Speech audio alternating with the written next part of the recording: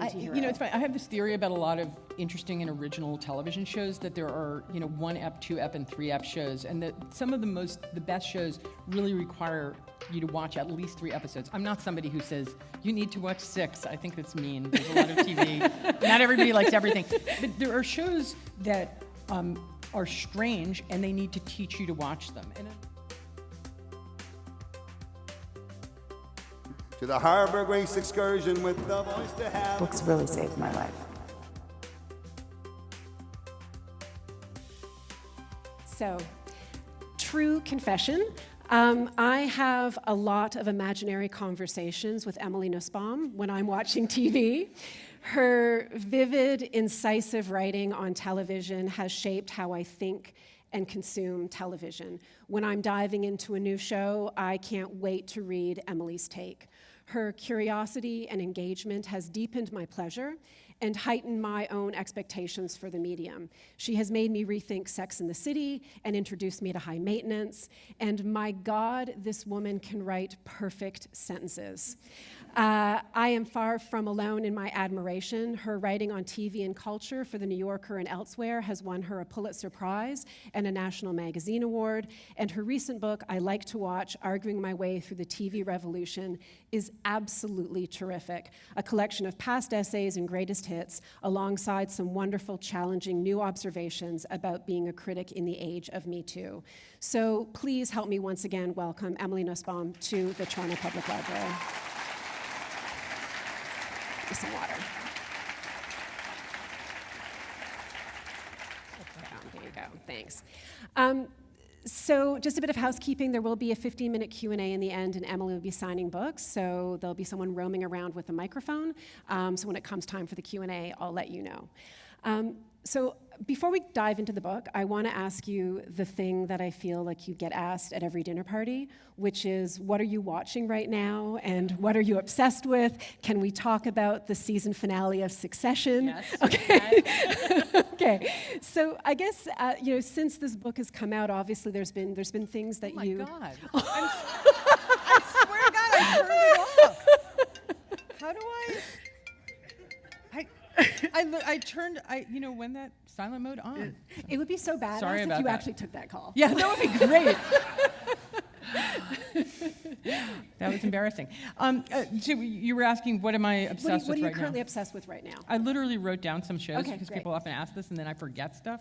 I'm sure I forgot stuff anyway, but the shows recently, and we should definitely talk about Succession. I don't know whether people have seen Los Spookies, this very funny show on HBO that I love. I just started watching The Watchmen, which is about to come out, and it seems very interesting. Southside and Sherman Showcase are two shows that I love. Sherman Showcase is this fantastic sort of sly parody of shows like Soul Train and things like that. I could not stop laughing at it. The new season of BoJack Horseman, which I really think is, the show as a whole has been honestly the best TV commentary on the MeToo movement in a lot of ways, in a very surprising way where they wrote into it. The new season of Big Mouth, Our Boys, which is this wonderful HBO show. I feel like I should just rip off. Those are things that I'm thinking about right now, but what are you watching? Well, I mean, Succession is obsessing me. Yes. I had a friend who tweeted recently that all she wants to do right now is watch Succession and then listen to podcasts about Succession, and I totally felt that. I just watched Unbelievable. I forgot to mention Unbelievable. Yeah, which I thought was incredibly smart and moving. So that's sort of what's been, occupying my brain right now. I don't know if you guys have seen Unbelievable, but it's a fascinating show. It's really a smart show about this enraging situation in which a young woman was raped and then was actually sued for having lied about being raped, even though she was telling the truth. And it's about the work of these two female policemen to find the guy. And in certain ways, it seems like a conventional police story, but it so inverts and flips the ways in which sexual violence is shown and talked about on TV. It's incredibly moving. I think a lot of people have trouble watching it, though, because the first two episodes especially the first episode of seeing people call her a liar, Yeah. are so hard to watch. Yeah, and I want to get to that in a bit further into our discussion. So I want to hang on to that for a minute, because I think that that leads into the centerpiece essay in your book, writing about Harvey Weinstein, which I think that story just broke as you were sitting down to work on this book. But before we get there, I want to step back to your origin story, Okay.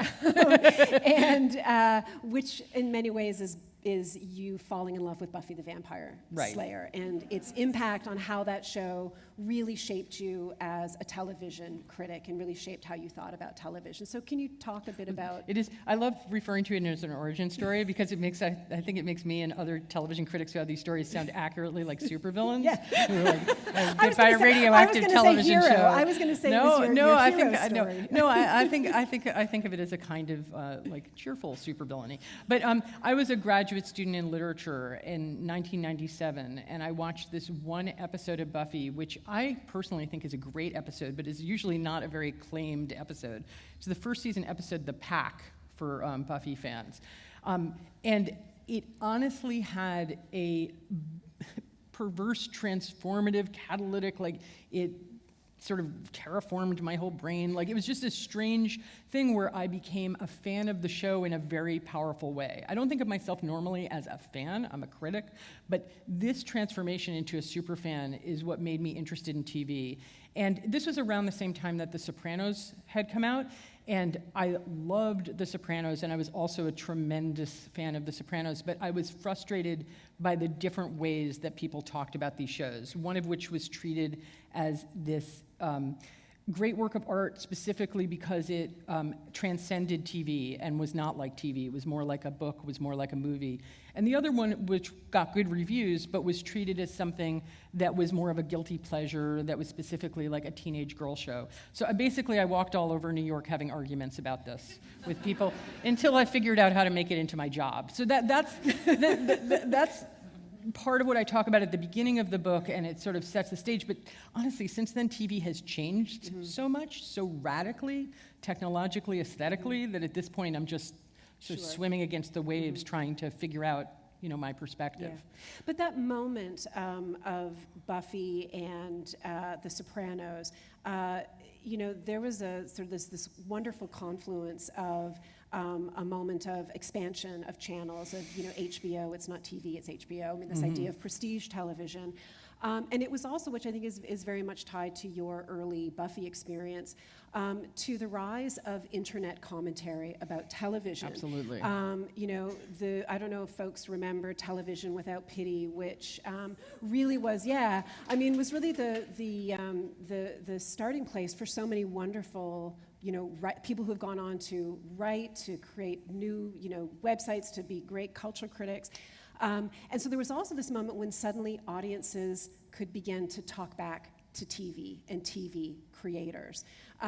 So I'm wondering if you could talk about also that aspect of, coming of age of a critic, or entering into your role as a critic at a time when the line between creators and audience changed, that power dynamic shifted. And I think this is a crucial aspect of talking about television. Television is an art form, but television is also a technology, and the changes in the technology change what TV can do and how it's perceived. But the fact that there was a radical leap forward in what TV did at the same time as the internet was essentially invented is not a coincidence. I was on Television Without Pity long before I was writing official TV criticism, and one key to it was that it was anonymous. So it was just a crazy message board in the way that people are often denouncing, but was, to me, really beautiful and passionate. There were these boards where day after day after day, people would continually talk about TV. And one thing about TV as a medium, obviously, is it's episodic, and historically, it took place over time. So essentially, people could just keep talking about Felicity for years. They're still talking about it. And they're still talking about it.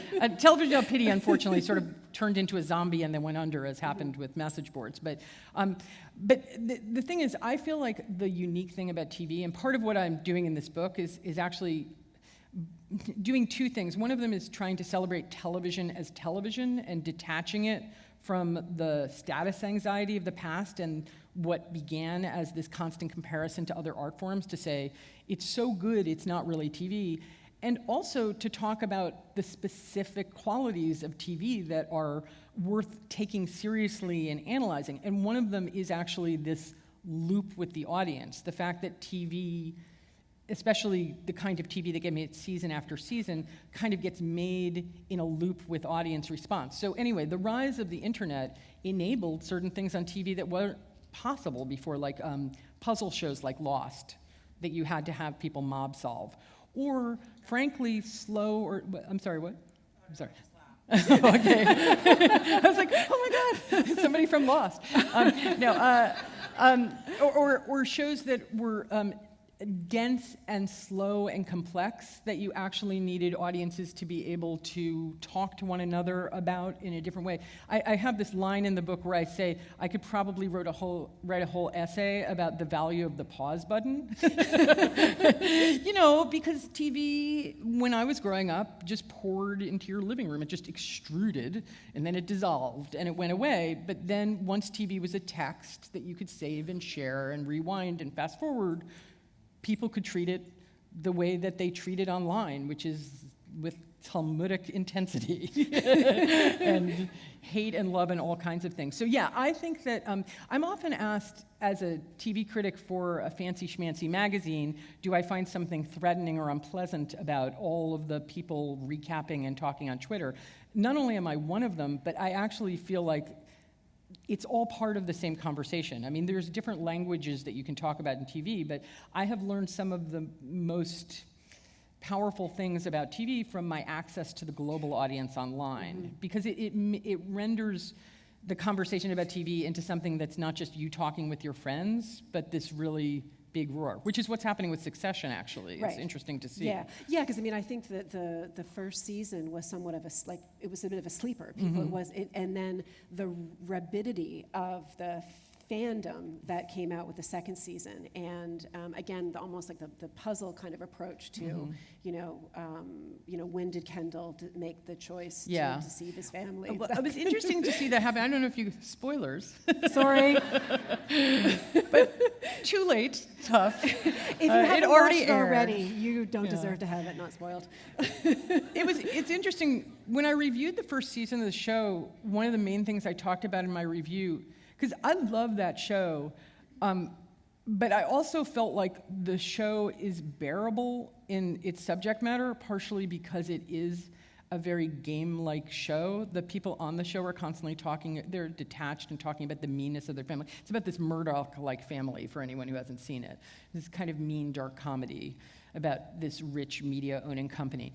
But yeah, that twist at the end where suddenly people are talking about it as though it's a puzzle rather than a story was intriguing to me, and is a very TV thing. I had mixed feelings about it, actually, because I was like, if it's going to turn into a twist, like if everything is going to be about a twist, I don't think that's quite the show that I was interested in watching. But on the other hand, it does create great conversation. So, well, and then if there are these sort of various evolutions in the relationship between television technology and audience, the first wave is the ability for audiences to talk back as a show is unfolding.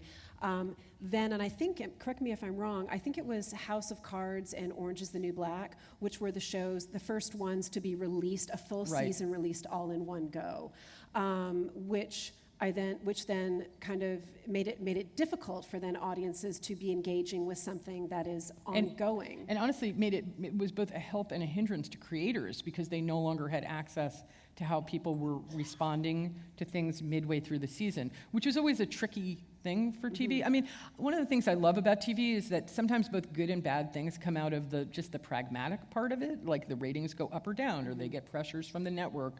The audience reacts against a particular character, and then that character gets written off the show. And yeah, when Netflix came out and suddenly the whole thing was just like a set of episodes just released all at once, and then everyone binge watching them and nobody knowing when to talk about them. Right. It's confusing. It's weird because that happened just a few years ago, but I feel like I'm still adjusting to it, because one of the things that I write about a lot in the book, and it was true actually with both Buffy and The Sopranos and other shows, is, to me, the power of the fact that shows change because of the way audiences react to them. And when they're made over years, the people making the shows themselves change.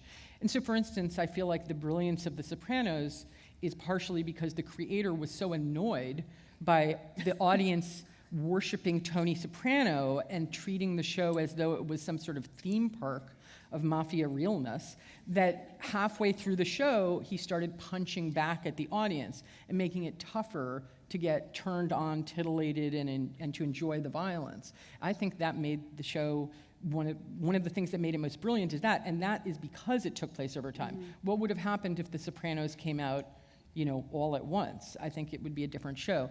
But with Orange is the New Black, I felt like that show changed in between seasons in the way that shows used to change in between episodes. Right. It's a strikingly different show in the fourth season. I still feel like you feel the show responding to the audience and also to politics, to the culture. And so I still feel like that's very much part of it, but I myself am, I love streaming TV, but I worry a little bit about what it does to the medium. Yeah. One of the things that has also, evolved and I think has been, central to the questions you first began to ask yourself when you were looking at the reception of a show like Sopranos being seen as prestige television versus Buffy, which is seen as, a girl show or a genre show and doesn't get the same kind of respect, as the storytelling craft is not valued in the same way. And you say this prompted you to ask questions: what kind of person gets to be a genius and whose story is counted and universal? Certainly that's been a lot of our conversations in the last little while about representation in television, which you have, following your work, you've tracked. And we can see very quickly this small rise in showrunners and producers who are women and people of color, whether it's Shonda Rhimes or Issa Rae or Mindy Kaling or Robin Thede, and a casting of ensemble cast that's more diverse, like The Good Place or Brooklyn Nine-Nine. So even in very sitcom-y shows, there's kind of a different thought.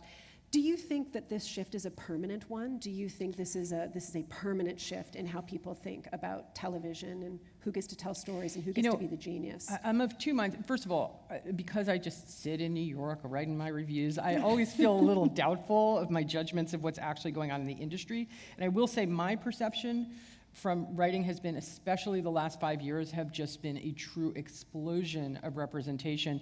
And the really great thing has been there's so much of it that we've been spared the problem of there being one special person from any marginalized group creating a show with all the pressure on them to create good role models and for it to be a healthy show. Like, once you have a variety, then you get interesting stories. So to me, it has really been a good period, especially for women creating TV, for people of color. And in the last few years, like, it's weird, like when Transparent, Orange is the New Black, Girls, and Scandal came out, those shows were all put under a specific kind of pressure that doesn't exist in the same way anymore, because people have the advantage of so much variety. Like the big breakthrough year for me was when Blackish, the Shonda Rhimes shows, and American Crime were all on ABC, because I was like, this is really a big deal. Like, there's 3 African-American showrunners. They're making completely different kinds of shows. So nobody is going to look at them and just be like, that's the black showrunner. So anyway, that's great. But whenever I go to Hollywood, people don't act like things are a utopia, especially when you talk to women in Hollywood. I was just out in LA, and I was really struck by the contrast between my utopian excitement about the wide variety of voices and people's lived experience of being in meetings. So is it permanent? It feels that way to me because of the expansion of TV. Like, the hugeness of it pretty much guarantees that there are small slots where niche audiences can watch things, so whoever's producing those shows can take greater risks. So I feel like that makes it more likely that this will be an ongoing thing. But I have to say, that's not what TV history shows, because TV history is the history of there being waves of representation that then recede. I mean, that happened in the 70s. It's happened several different times, and each time people who were in communities that were excluded from storytelling got excited and were like, here it comes, and then it went away. And that's kind of what I thought was going to happen at first, but I wonder whether the technological changes make it something more permanent. And certainly the greater power of showrunners from these communities. I mean, it's interesting, the show contains profiles of Genji Kohan, Kenya Barris, and Ryan Murphy. And when I wrote those profiles, only Genji was at Netflix. And then Ryan Murphy made this monster deal while I was working on the thing. And now Kenya Barris is also there. The rise of these kinds of Norman Lear-like powerful super showrunners who have devoted their power to getting more voices out there probably will also have an influence. Yeah.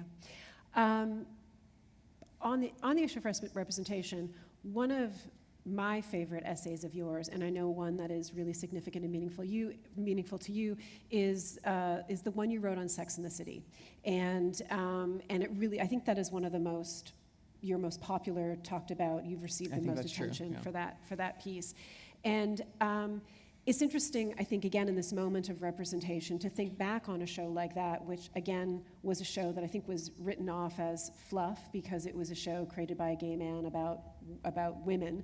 But you make a really strong case for it, and I'm wondering if you talk about what you wrote about and why you think that struck such a chord. Well, I write this when I put that in the book. There's a little intro that points out that I was very nervous when the piece came out. I actually remember spending the weekend being extremely anxious because, in general, when you wrote about Sex and the City, historically there was a lot of hostility. You tended to get trolled, and then the piece was wonderfully well received. And I had this realization that all you have to do is wait 15 years after a show has ended. Then you're relieved of any of this pain. But I used to argue about that show quite a lot while it was on the air. I wouldn't say that it was treated as fluff. I feel like it was treated as a very important, but also, it was a punching bag, but it was also a very popular show. Like a water cooler show. It was a water cooler show that people talked about, and that was like the jumping off piece for a million think pieces. But the actresses on it were also the source of a lot of hostility, and there were these running jokes about them. I mean, it was all those things at once. It's more in the aftermath of the movies that it kind of was treated as an embarrassing taste. And that's part of, I mean, you know, I don't always write pieces with a goal, but I'm literally like, I'm going to reclaim the reputation of Sex and the City. Here's what I will do on the page. So I actually think that helps the piece because the voice of it is very much vaudeville manifesto, which everybody has, you know, everybody like shapes their voice as a writer, and I'm proud of the piece because I feel like it's not just that I try to make an argument for the show and the show's importance and the show's aesthetic ambition, which is part of what I'm talking about. Like I felt like in a somewhat sexist way, it had been written off as like, you know, it's a fluffy sitcom about sex. And I was like, actually, the ways in which the show is upsetting are connected to the ways in which it's interesting and powerful. But also the piece is written, you know, to seduce and talk people into something that I felt like they had become averse to. But the ironic thing is that I feel like the effect of that piece was not what I expected, because I think there are a lot of, especially women, who love Sex and the City and felt uncomfortable about their love for it, and every time they talked about it had to say, in the way that people sometimes say about other shows too, like the source of this book was somebody saying to me, oh, I just watch guilty pleasures like Jane the Virgin. And then I got mad and gave them a whole speech about how great Jane the Virgin is. Never saw them again.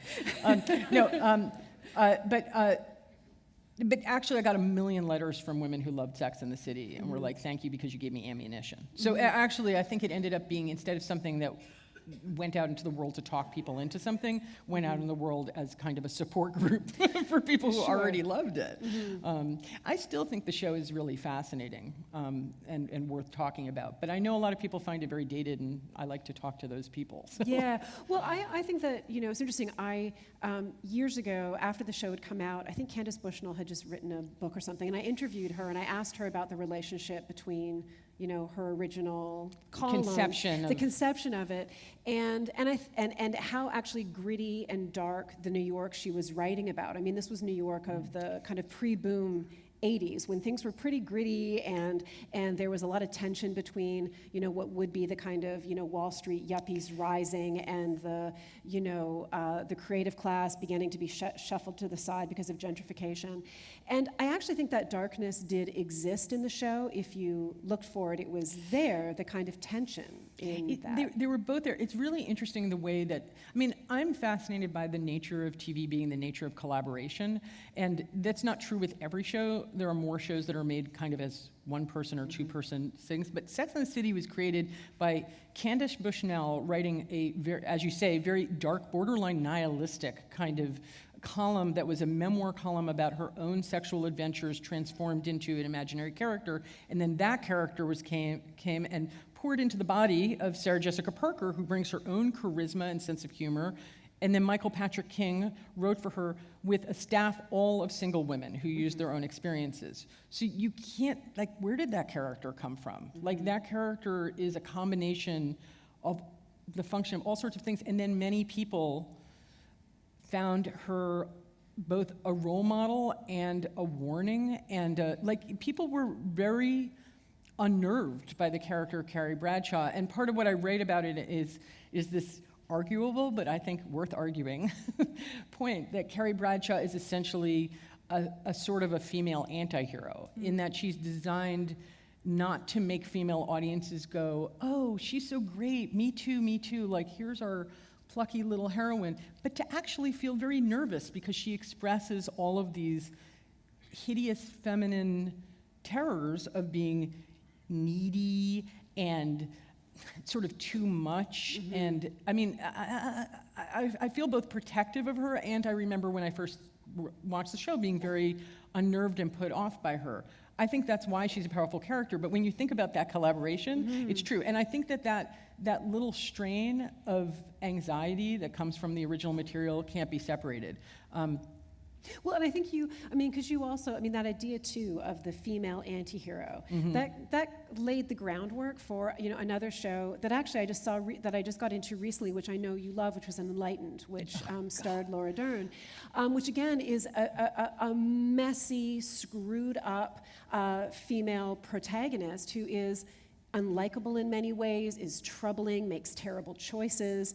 And I think it's almost like audiences, in some ways, needed to be educated to receive a female antihero. It's funny. I have this theory about a lot of interesting and original television shows, that there are, 1-ep, 2-ep, and 3-ep shows, and that some of the best shows really require you to watch at least 3 episodes. I'm not somebody who says, you need to watch 6. I think that's mean. There's a lot of TV. Not everybody likes everything.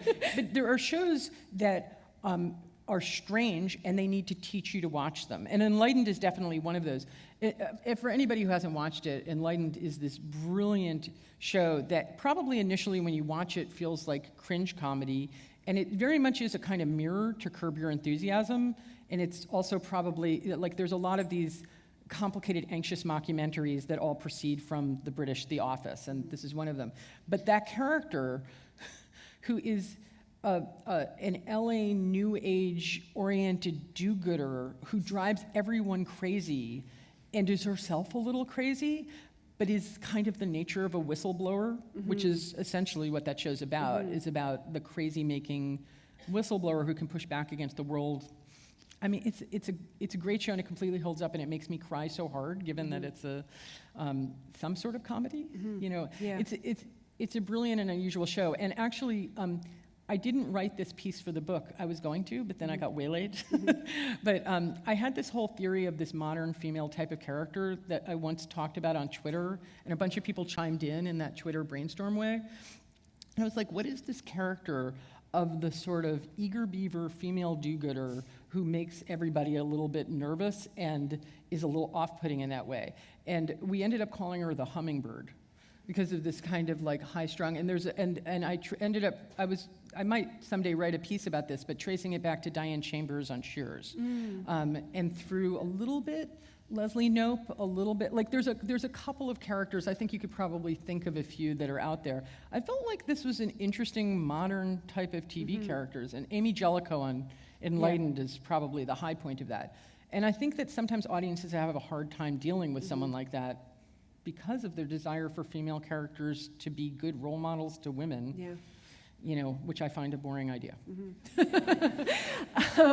Off the top, we were talking about unbelievable, and before we get into the centerpiece essay about MeToo, I wanted to talk about an issue that's come up. It comes up in a number of your pieces, which is how sexual assault and sexual violence have been tackled on television.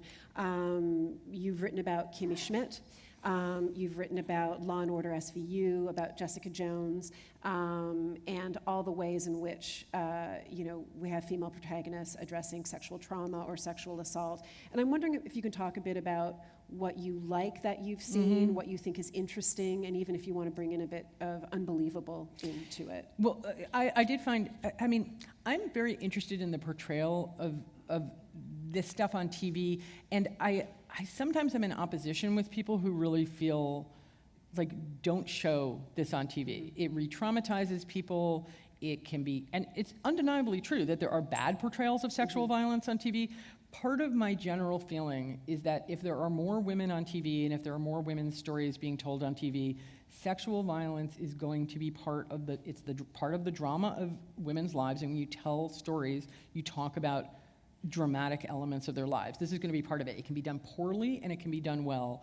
And I have this piece on SVU, which is right in the wheelhouse of the kind of show that I think people sometimes like, sometimes people think of as junky, and sometimes people think of it as exploitative. And I mean, it is part of what I write about in that piece is that the junkiness of the show is what makes it watchable. And the audience for that show is largely female. I mean, female audiences are interested in the reflection of these experiences. By the way, obviously it's not just women, because there's a lot of stuff about sexual violence against men on TV. I mean, it's hard to summarize this subject, but it definitely came up enough that I have a section of the book called in praise of, it's not in praise of sexual violence, but it's in praise of sex and violence, because I'm interested in the nature of how graphic stuff is shown on TV. Kimmy Schmidt was fascinating to me because obviously that's not explicitly a show about a rape victim, but it's totally a show about trauma.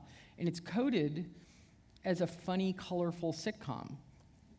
And to me, it's not a perfect show, but that's a powerful experiment. It's a way of using, instead of using melodrama or using a police show to talk about it, it was a way of centering the story around the experience of the survivor. And that's, to me, been the big breakthrough in a lot of ways in the last 10 years of television, is that there's been this multi-layered portrait of women that has included, sometimes on shows that have nothing specifically to do with this, backstories that have to do with sexual violence. Anyway, I'm having trouble talking about this because I realize it's one of those things where it's like, it's hard to talk about, like reality TV, it's so many different things. Sexual violence, it's so many different things.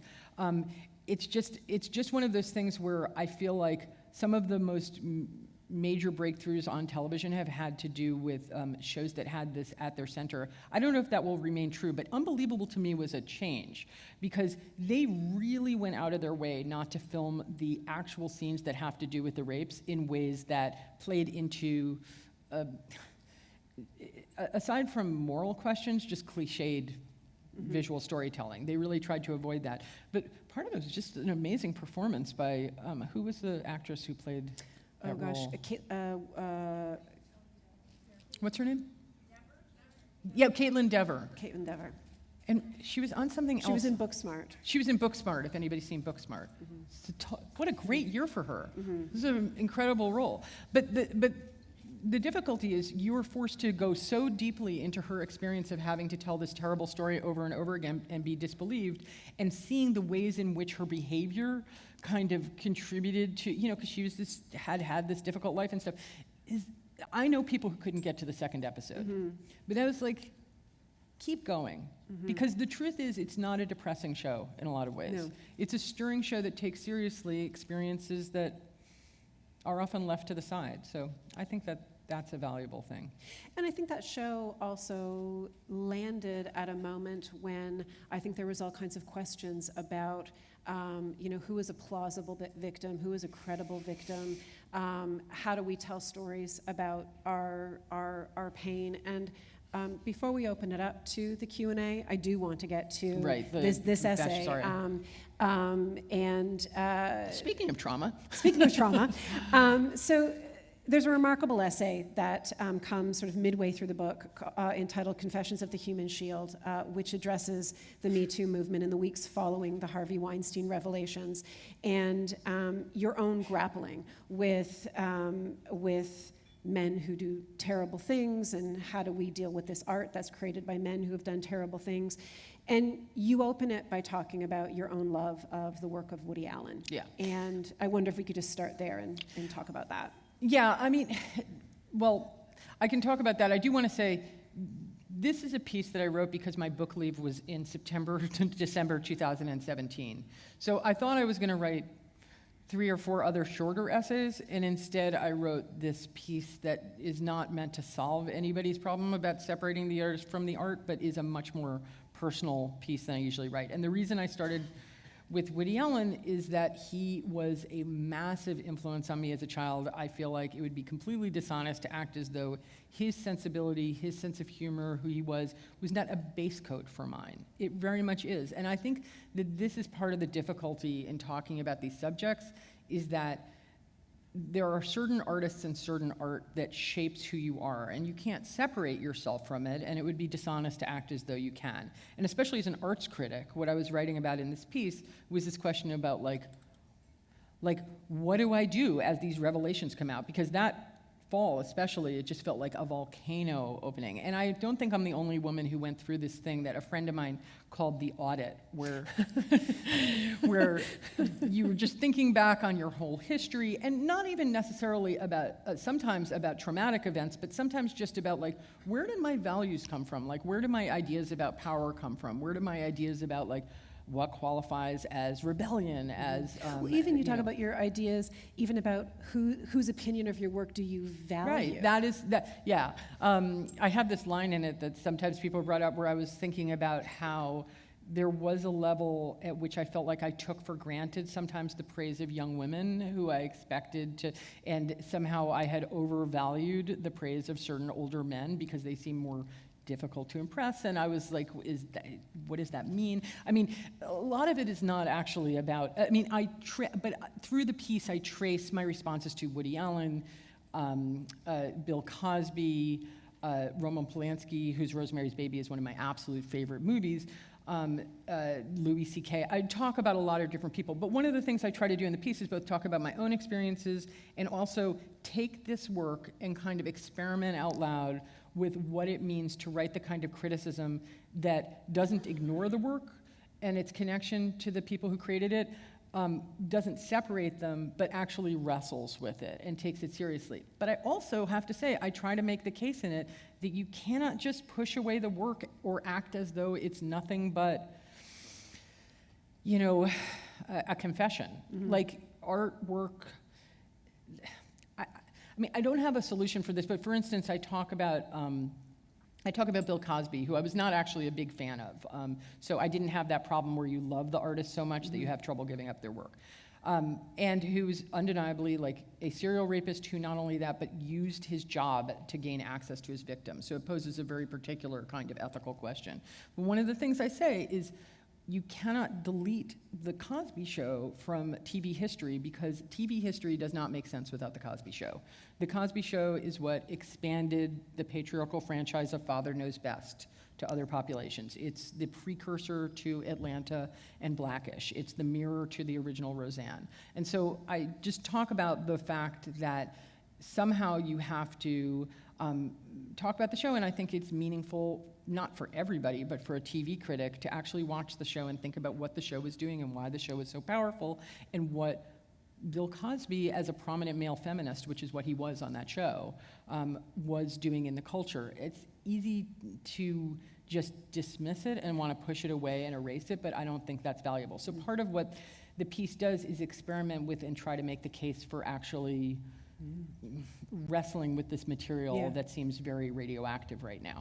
Well, and also, to the point you made earlier, is how collaborative television is. So the Cosby Show isn't Bill Made by one Cosby is not person. he's not the sole author of that show. There are other people who made careers, who contribute.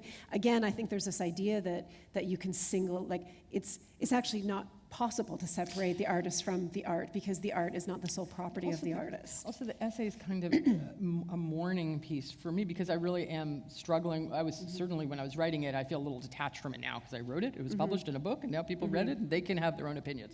But I mean, it's a somewhat emotional piece, because I was really trying to think out loud. And so sometimes, as I've been touring with the book, people say, so what's the solution? Like, can you separate the artist from the art? And I'm like, 5.2. Like, it's not like that. And also, I do think being an arts critic is just a different thing. I mean, it's different than being a consumer or having an argument about, what you do with somebody's art that now disgusts you. Right. Well, and the last thing I want to ask you, just as this has gone forward, Ronan Farrow, your colleague, New Yorker colleague, his book has just come out, or is just about to come out. And, he talks about, his reporting of the Weinstein case, but also about Matt Lauer, and also looks at not just these men, but the kind of impenetrable wall of people that allow these guys to, continue to behave the way they behave, the power structure itself, and how how enmeshed and tangled that is, the impossibility of it. And I'm wondering, just your reflection, 2 years after you wrote that essay, with what has come to pass, over the past 2 years in our conversations about in the MeToo movement, and with these new stories coming out. Do you have, I'm not asking for any answers or solutions, but new reflections on or things that you're now grappling with? I don't know that I do. I love Ronan's book, and Ronan is fantastic. And it's weird, because I was in the office right before the piece came out, and I still remember talking with my boss, and he was like, well, we're about to put out this piece. So I was just like, but the only thing I will say, this is just about a little bit about Ronan and not about the 2 years since, was I truly believed at the time that those stories came out, because I had a very cynical feeling about the whole thing, because often exposés and stories about wrongdoing have come out in the past, and then that door has slammed shut. So I remember encouraging people who were doing or were thinking of talking to reporters. I kind of was like, everyone has to do it right now. Everyone has to talk about it right now, because basically in 3 months nobody will be talking about this. Like, there will be an immediate backlash. And I was wrong. I'm not the only person who thought this, by the way. I remember talking to some other colleagues of mine, including feminist investigative journalists, who just had this feeling of like, normally that's what happens. That's not what has happened. Like, it's continuing to be an expanding and changing conversation. I don't know that I have a clear new thought on that. I mean, the piece is called Confessions of the Human Shield, so I'm clearly like concerned with that issue about like collusion and the role of the larger machine in that. But I'm excited to see how people react to Ronan's book.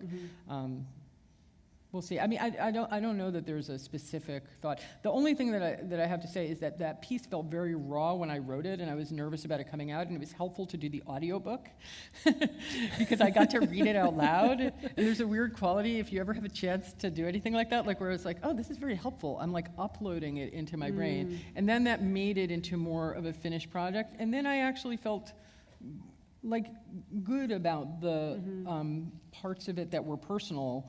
I just felt more comfortable with them. Because when I was actually trying to put together the book, I was like, I normally write criticism. So I was like, why am I writing a piece that has all of this very emotional, material about me thinking about my own personal history? But I think it was valuable, and I feel like it holds together, and it's part of a larger conversation, and I've been interested in reading. I think it's brought out that from a lot of other writers, where people end up contributing personal essays ends up being part of what's going on. Yeah.